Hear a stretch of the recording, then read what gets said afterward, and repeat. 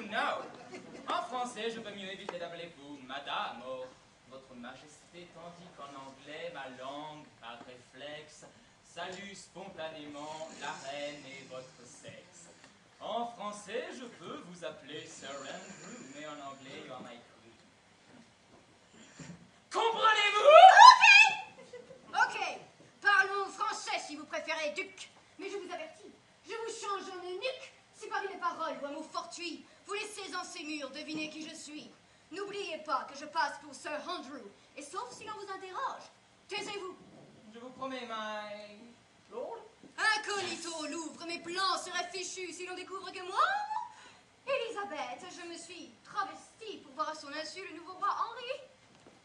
Qui est mignon, dit-on. C'est sans grande importance. L'important, voyez-vous, est qu'il est roi de France. Et c'est en vérité ce titre de noblesse qui, plus que la beauté chez Henri, m'intéresse. Soyez-en convaincus, ce mariage n'est pas une affaire de sexe, comme on le dit tout bas, mais une affaire d'État. Et si je suis venue, ce n'est pas pour juger Henri III de visu, mais pour savoir ce que lui et sa mère complotent.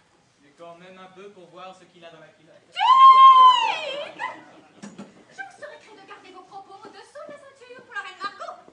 Avec ce genre d'humour, vous pourrez, c'est certain, séduire celle qu'on appelle la reine des putains. Je n'en ai pas envie. Vous êtes bien le seul. Tous les Anglais pour en rêve et tous la veulent pour maîtresse. D'après moi. Vraiment, vous m'étonnez. On l'a dit très sexy. Mais fort peu raffiné. Moi, je n'aime que les femmes qui sont de vraies ladies. Bien. Ce n'est pas du tout ce que vos amis disent. Quels amis que disent-ils? Ils disent, Buckingham, qu'en vérité, vous n'aimez pas beaucoup les femmes. Mais pure calomnie! Pourtant, il me semble en effet qu'à vos yeux, le beau sexe a beaucoup moins d'attrait que le sexe dit fort qui pend entre les cuisses. Il suffit de vous voir là, dans le gai Paris, comme un poisson dans l'eau, frétiller de la queue aussitôt qu'un mignon s'arrête sous vos yeux.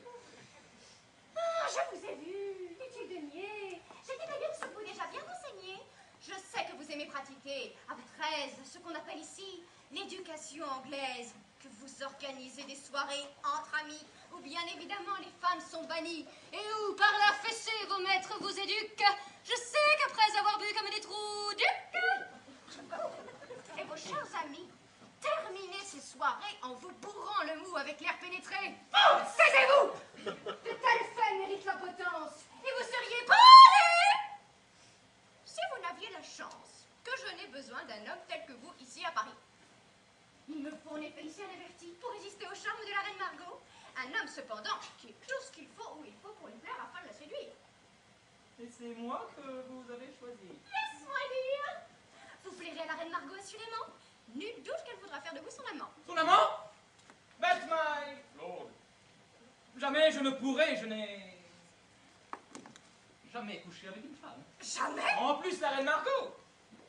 Demandez-moi plutôt d'avaler tout de go des douzaines d'escargots, de sucer des grenouilles. Demandez-moi plutôt de me couper les...